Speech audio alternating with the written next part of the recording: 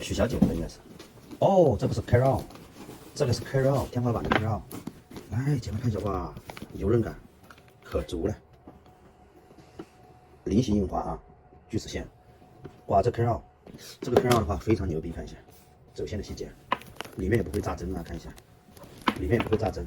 看这根轴，这根轴的话，它一定是，哦，这个保护膜你看它是斜切口位朝上的，锁针的工艺非常完美。OK， 那么这个也是可变码的啊，手机呢？这是个小号，29呢，这个现在你看邮编很棒。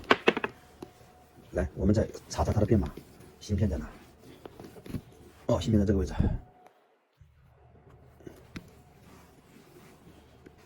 我们来找找它的芯片，哎，刚刚扫到了。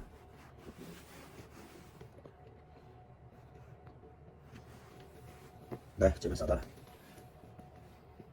0D101F 啊，验证一下。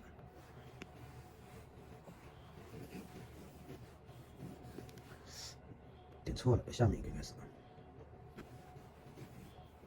来，又扫到了02601哈，每扫一次它就会变一次的啊。要苹果手机下载这个软件 NXP， 就可以了，就可以啊。当然啊，内里部也看一下，非常完美了，包括这个接口，这个吸扣的一个手工打磨啊，陶雕打磨都非常漂亮。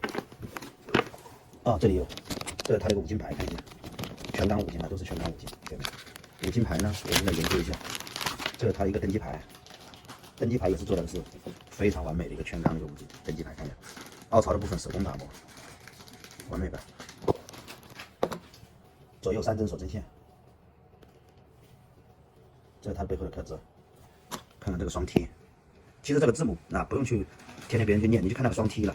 双 T 一定是有一个小蛮腰啊，接口位是小蛮腰，字体非常正，毛孔非常漂亮。来，这个就是我们的可变码的Carol7刀口。肩带是有左右有6档可以调节的，长肩带呢？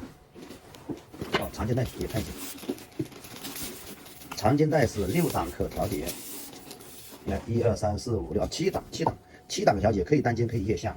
来，姐妹看一下这个孔位非常圆润啊，邮边是薄邮边啊，可以看到皮的纹理，所有的细节杠杠，刻字的细节看一下，完美吧？对，啊，这个肩带的话，一边是有3针锁针线，一边是没有的。那边有，这边没有的。OK， 完美。让我装起来。